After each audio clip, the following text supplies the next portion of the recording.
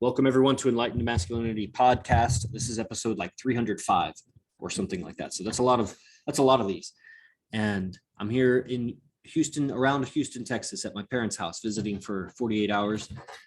If you go back in the history of Enlightened Masculinity, because it's available on all of these apps, Amazon and Apple and everywhere.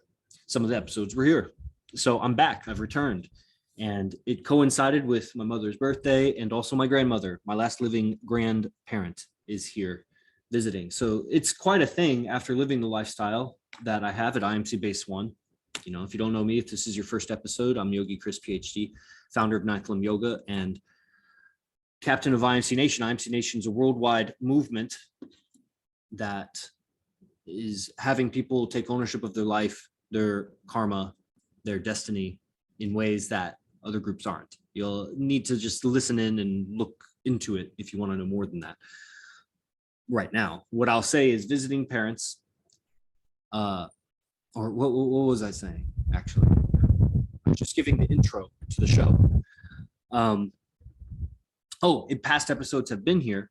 There's been a lot of evolution. So I moved to California and this whole process came about with IMC Nation, the men living together, the calisthenics, the stoicism, the schedule, eventually transcendental meditation entered the picture, other physicalities, martial arts, yoga, different studies like cosmic disclosure or other show series, other movie character references, all sorts of things. It all comes together through time. It becomes a long list of books, movies, other videos, other little rituals like chanting, incense, imagination, very, very important. This has recently been, I think, the most important to the guys. And it's I don't feel the most comfortable sharing about it because I'm not the most articulate on it. I've talked more on other topics, so I'm better at those topics, talking about those topics. But imagination is very important. And it's a new, layer, a new depth of perspective I see in the traveling, coming back to Texas, visiting parents. How much am I imposing like how I want it to be right now? Am I just the result of my environment? Is it just the environment is impressing on my senses, my seeing and my hearing and the temperature and everything, and I'm going to feel based on how the environment makes me feel? Or am I imposing my mind, my imagination? Like right now, if you imagined cold ice cubes touching the back of your neck, could you feel colder? If you imagined a heating pad at the back of your neck, if you imagined you were in a sauna right now, could you make yourself sweat? Those are extreme examples. Could you imagine yourself hungry? Could you imagine yourself full? Could you imagine yourself tired? Could you imagine yourself energized? Could you imagine yourself, and here's what people do all day, they imagine themselves in certain moods. You're imagining yourself into that mood. Let me know if the wind is interfering with the microphone any. I'll try to block it with a box.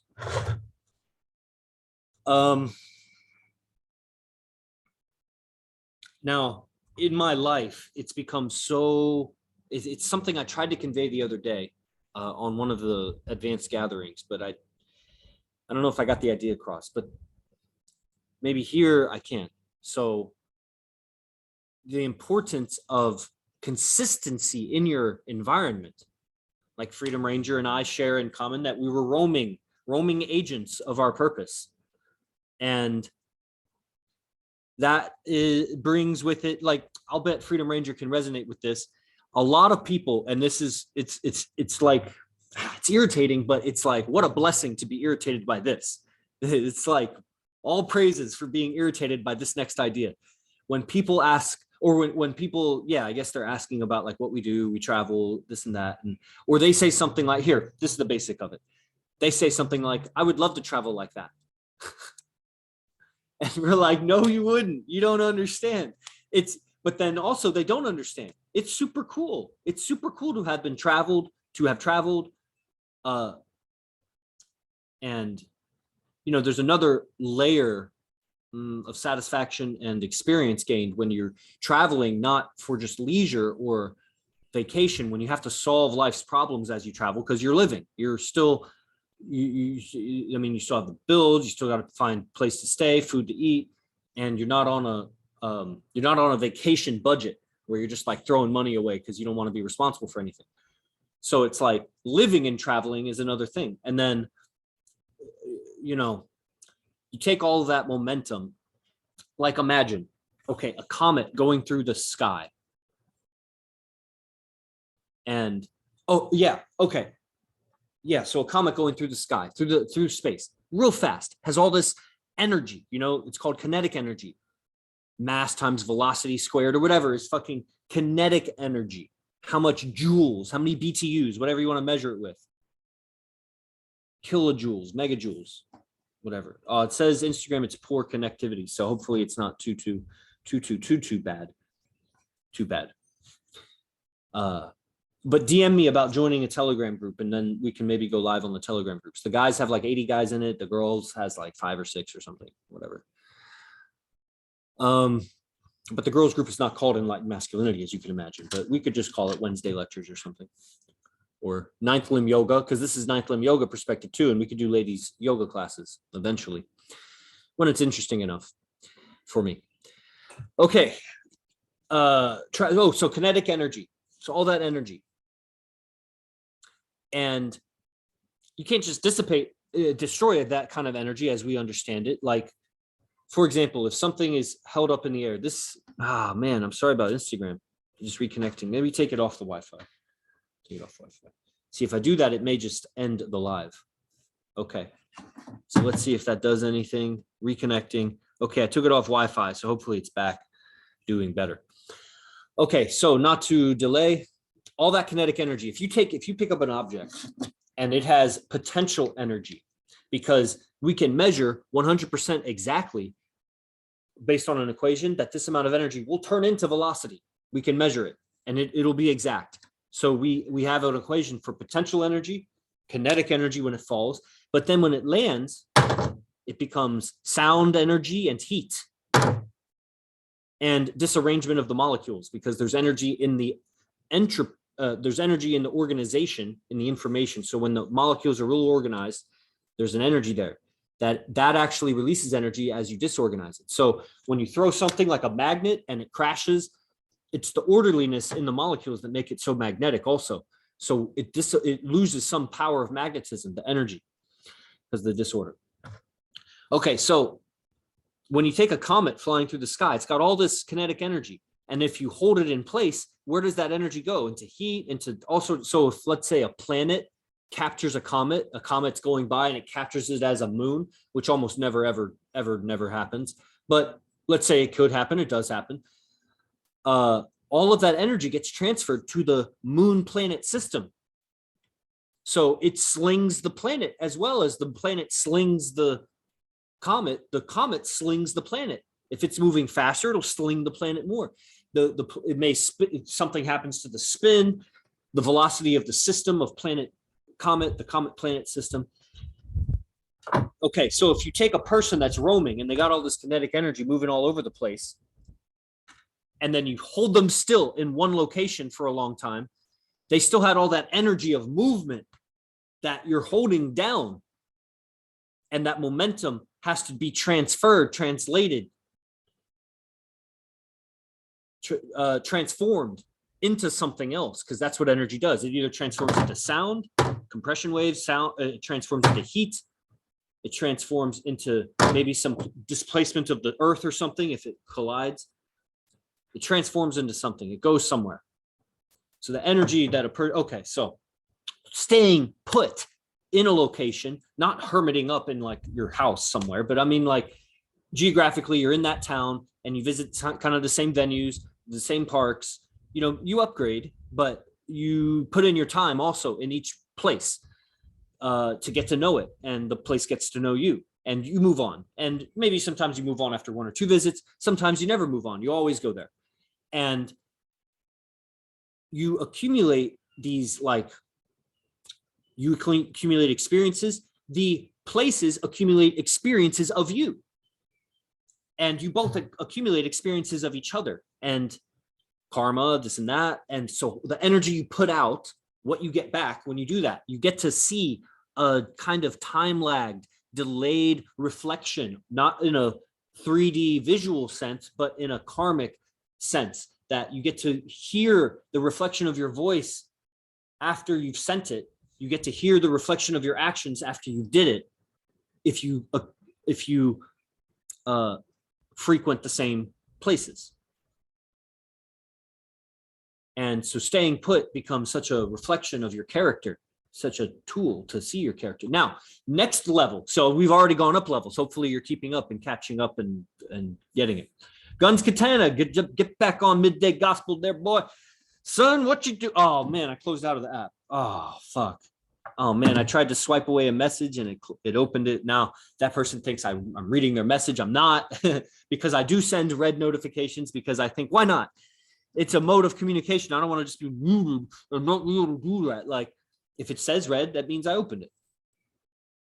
So maybe I shouldn't do that. Maybe I should take it off. Whatever.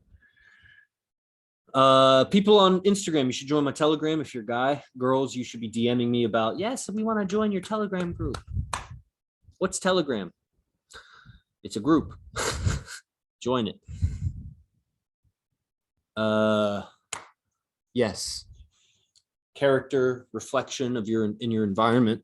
So the next level up is, in my opinion, I'm just arbitrary levels. These are arbitrary, but they help me see, climb a ladder here of logic. That's what these levels help.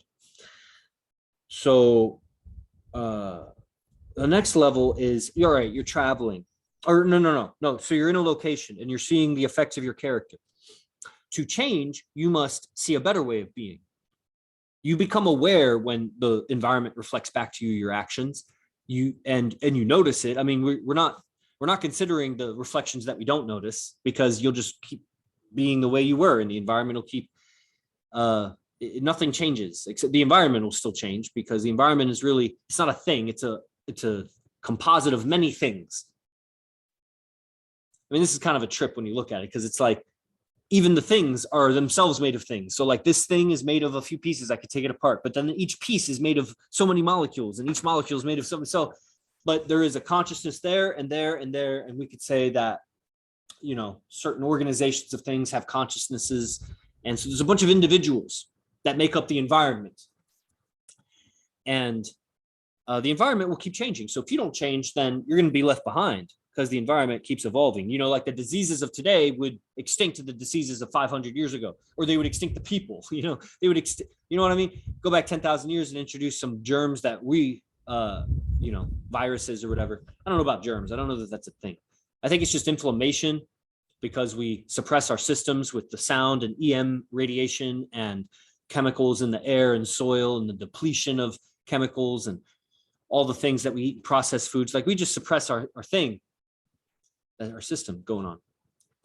But I think viruses are real. That's definitely an RNA strand that goes around and fucks things up. So evolution being real like that, the environment will keep growing, evolving, and you will be left behind unless you grow and evolve. And to grow and evolve, you would be like a push button stimulus response animal, just kind of pain you avoid, pleasure you go towards. Or you can imagine a better way of acting. You can see how to interact with the person before you interact with the person. You can see how you enter the venue before you enter the venue. You do actually see the words you say before you say them. You see your next action before you do it, but it's just like it's right before you do it. But you also probably have experience of thinking about what you're going to do long before you do it, and everywhere in between, like a minute before you do it, a second before you do it, a split second before you do it. It's your imagination. And so I guess that's another level, is just seeing that your imagination is going on. But now imagination exercises really help with this. And what imagination exercises really, that's a next level. I just keep going up levels. The next level is imagination exercises, because you create something that doesn't exist, but in your own mind, you create it and you experience it because you are right now actually only experiencing your mind. The environment goes through your senses into your mind and you experience your mind. Your mind experiences your senses, but also influences your senses. So it's just like, it can like be like, I'm having a conversation with, like people when they argue and they don't listen, but they're talking, but they're still in it's a conversation. They're just not listening. Like just talking. They think they're in a conversation. They're not. They're in an argument in their mind with the think the person is doing or saying or meaning. It's not the person. So your whole thing is experienced in your mind, your whole universe, your whole world, all your senses. And imagination is also your mind, influencing your senses in an outward direction and with intention or unintention. It could be just you imagine the worst, right? Or imagine the best. Like it could be by default, we're all imagine negative things. And you could see that in people's moods and attitudes. People's imaginations are being used to kind of like, just kind of replay memories in ways that they remember, which is like different emotions and things, unless you had just like great upbringing. But the thing is, it's kind of like that principle. I don't know if I've seen it or heard it written down as a principle, but the principle like the hater is always louder than the fan. You hear one hater in the stands, it's like so loud, and it takes like 100 fans to drown him out or something. The negative comment seems to be worse. Like we go to the reviews on the product and we look for like the negative ones. And in life, just a handful of really negative experiences can really influence the character more than lots of good experiences. But it is our interpretation of them, how we perceive them, first becoming aware that we're perceiving them because they're unconsciously influencing us. The worst situations, we went unconscious when they happened, and they still laid down a pattern in our behavior that we are acting out and not aware of. It's on the other side of our awareness. And it's like on the other side of that door of awareness. I don't know what's on the other side of the door. I got to open the door and look in there. And, really what ends up happening is you end up living and the door randomly blows open and shit comes out of it. And then you handle it.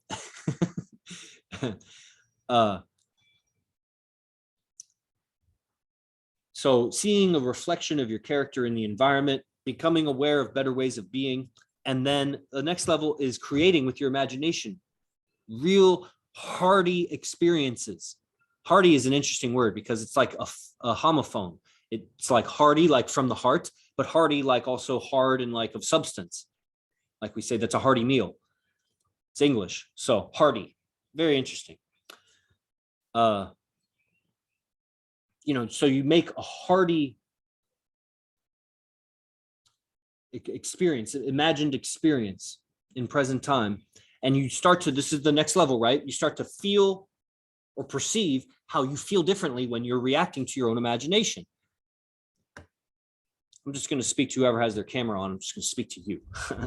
You get to feel how your imagination. And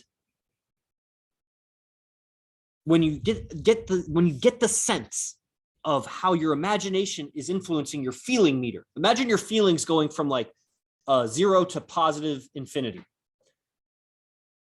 And it's only good feelings. It's like Dragon Ball Z. It's like you can't, it's not like you go too high and you burn up. It's like you go too high and you're just more powerful. You go too high and you just feel better.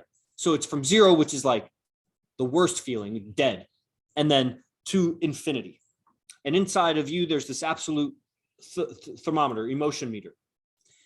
And you get to see how your imagination affects this emotion meter. And kind of like the environment, I said, is not really a thing. It's composed of many individual things. Your imagination is not just one thing. You're imagining tons of things simultaneously throughout the day. It flitters in and out. You're changing a lot. So it's difficult to get a grasp on how your imagination is so affecting your thing, your e-meter, your emotion meter. It's not an e-meter. There's a thing called an e-meter. So different exercises that have been passed down in this lineage of IMC Nation will have you get a better grip on this thing. And this is very powerful because not only do you become better at imagining how you want to be, how you want your world to be, your goals, ambitions, work, relationships, like how you get better at imagining, like, but you get better at noticing your feelings and how your state of mind, your current state of emotional state, that your mood that you're carrying into situations, because you're communicating out of those moods. If you're frustrated, you sound frustrated. If you're angry, you sound angry.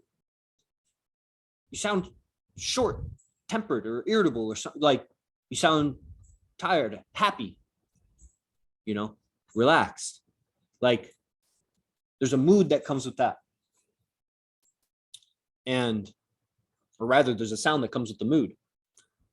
And so many things. It doesn't have to be the sound, it's the whole body movement, everything you're doing. Like you carry that mood with you. So getting better acquainted with, I have a mood, I have me and my mood. I am not my mood, I have a mood. And I have control. There's this thing between me and my mood, my mind. Although my mood is kind of in my mind also, but there's this like habitual, like there's like involuntary, and then there's voluntary mind activity. And a next level of just being aware of better ways of being is that you have control of your state of mind, your state of being, your state of, and you got to practice it. And it's not like as soon as you become aware of that level that you're master at it. Like that was probably pretty loud right in the microphone. You're like master at it.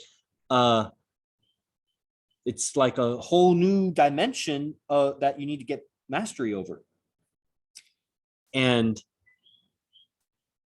now this brings me to what I was saying, all that stuff about traveling and with Freedom Ranger and myself and whatever. So that's about the level I was at in San Jose, consistently imagining and getting a grip on my own state of being, still losing a grip sometimes, but like getting a grip. Sounds bad saying lose a grip. For me, most of the time, losing a grip is just forgetting how special I am and experiencing mundane human living. And then sometimes I fucking lose it on somebody also. I get like real angry. But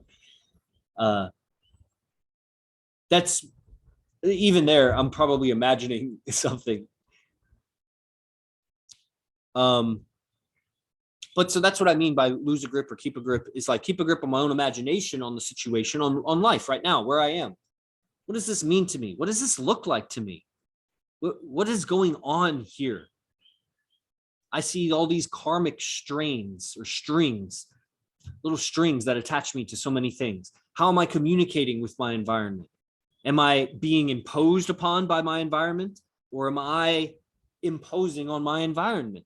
And then am I imposing in that negative sense, or am I projecting? Am I receptive, projecting? Am I in communication with my environment? And this environment is not a thing. It's a bunch of objects. But when I stop remembering, when I start forgetting that there's a bunch of objects, it to me just becomes one big environment in my mind. But get out of your mind into the environment, you see there's a bunch of objects. And it feels good just to be in communication with them, but it feels even better to be in communication with them while imposing your own imagination on yourself, because I can't really impose my imagination on you. I can't like throw my mind at you and like slap you in the face or like cover you like a blanket with my mind. I can, in my mind, cover you with a blanket, and maybe by quantum entanglement, you experience it. Maybe I could feel a flame at the back of your neck and it warms you up.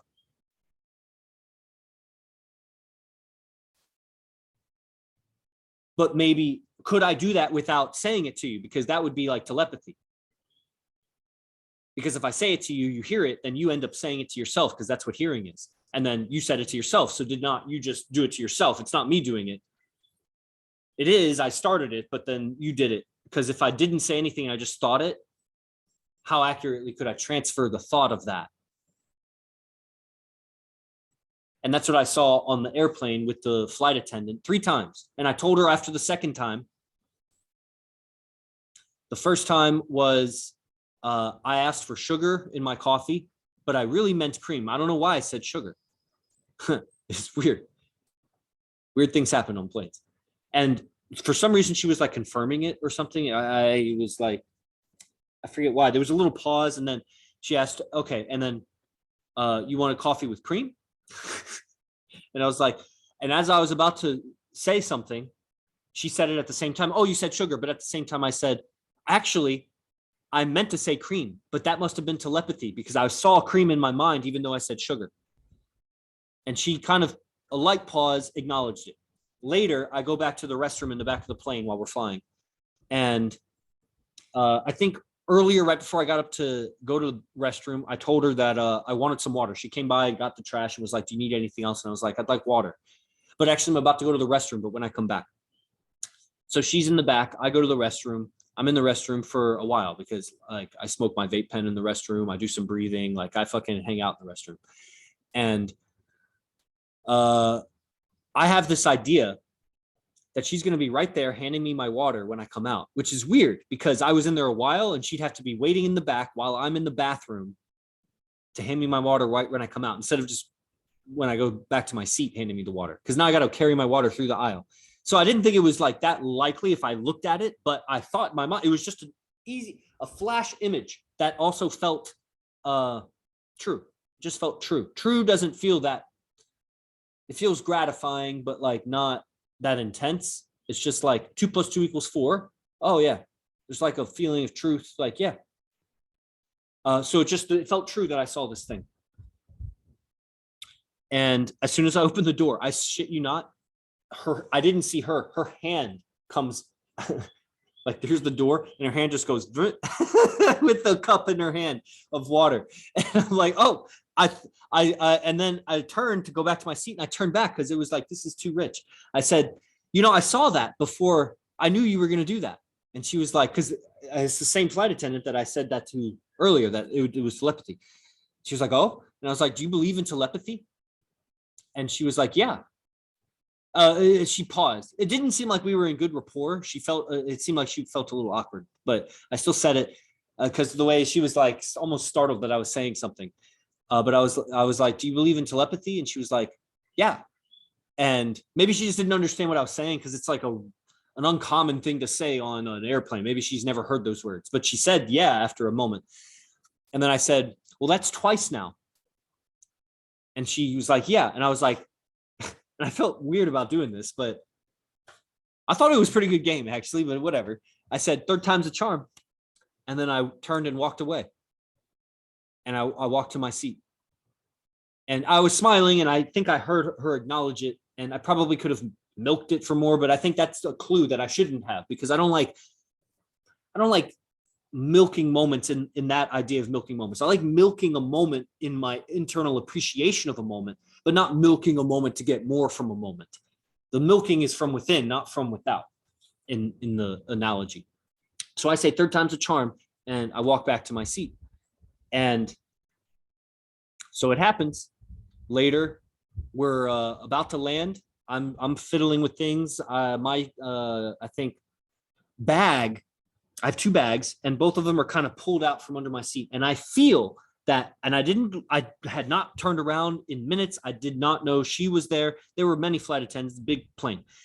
And I feel that she, the same one, is about to say something or ask, put the bags under the seat, especially the lunch bag, which was like a trash bag that had my lunches and stuff in it. And it's the same as the first 2, same exact, an image that flashed and it felt true, just clean right there. And I reached down to push it under the seat. At the same time, I turn and notice her. And at the same time, she's pointing and about like the words are slipping out of her mouth to say it. And I'm then say right away, that's the third one. I knew you were, and she laughs. And I say, I knew you were there and about to say that. And she said something almost dismissive, like, yeah, it's that time, like you got to put stuff under your seat. But she doesn't understand how profound it was. I saw it before she said it, and I saw it was her. And I reached to do it right when I saw, like, so maybe I may have heard her footsteps. Maybe my subconscious mind already knew what her footsteps sounded like. I don't know. All I know is just what I said 3 times. And I even called it 3 times. So I don't like, that was just so cool. So like I'm saying, telepathy, like that's a transference of imagination. It is a kind of communication. She could have been reading my face. She could have just well-timed the situation with giving me the water. I could have just read the sound and context of the situation, and I just imagined and hoped it was her or something. Who knows? Could have power of suggestion to myself. It could be explained away. But it was also pretty cool, the experience inside of me. And that is a result of practicing imagination and my state of being, feeling how my state of being is changed when my imagination changes. An important skill. Learn these imagination techniques and practice them diligently, daily, like me, or more. I miss days, maybe 6 days a week for 5 minutes. So what if you did 7 days a week for 30 minutes? Jesus. Just how much do you, and then you start to see, like me, when I travel, now I'm traveling to my parents. So I leave my cocoon of self-reflection, of reflecting my character on me. I'm going around a bunch of strangers in airports that are traveling, and they're not going to give me a necessarily accurate reflection of my behavior. They're going to be carrying their own travel bullshit so much. That's why you can get away with stuff on travel. That's why girls are easier to hook up with on travel, because they're not facing the consequences of their action. That's why you're more ballsy and riskier, because you're not facing necessarily the consequences of your actions the same way you would if you were in the same town or location. And so people mistreat each other more. Also, people are rude and whatever. And you also see, on my instance of being a monk at IMC Base 1, living this base life for almost 3 years now, 2.5 years, the power, my natural beingness is so less affected than other people are to their environments. But I see the toll it takes on me. It dims a little bit. I'm out of the cocoon of a base of 4 monks and out in the world. I got to be diligently practicing on my schedule. And I see being around family. I'm here visiting, mom's birthday, grandma's here, dad is here. And the way they talk with each other, the way they talk with me, the sounds and the syntax and the vocabulary I remember that those parts of me, that character of me, that actually resonates with that kind of communicating. And I must keep imposing and creating my imagination in situations. And it's not just imagining like a fairy dragon flying around my ears or something. It could be. There's so much depth to learning these imagination exercises, even though they're so simple. They're very, very simple. That you can really feel them and taste them and touch them. And you get better and better and better at it. And you start to see and appreciate the depth of your own mind. And like I'm 36, so 35 or 36 years of a lot of not doing this stuff, or vaguely, barely doing this stuff, like what I was visualizing for wrestling, or we all use our imagination. It's just, we use it in habituated ways. It's tunneled and channeled in. And we're not thinking outside of those. That's out of the box thinking. That's what they mean by that. And really, it's so much more than out of the box. It's like being in a box inside of a jungle, and there's like a jungle out there, so much. It's not even close to what's inside of the 4 box that's so clean and like there's no plants or animals in it. It's like a whole universe. There's so many ways to explore, so many ways of being. And this is very important for gaining control of your communication, which stems from your mood and imagination. How to navigate sales, relationships, life, with your family, with yourself, your mood and attitude, your quality of being, and your creativity. Oh man, that goes so much more when you feel the bliss of your imagination and imposing your imagination how you want it to be. Your situations in life, solving life's problems, searching the infinite for that imagined solution, imagining that solution to all of your situations. You can do it. And this is hopefully I transferred the idea of the importance of imagination in this process in my travels and visiting my family and going back, and control over my own mind before I try to control anyone else's mind.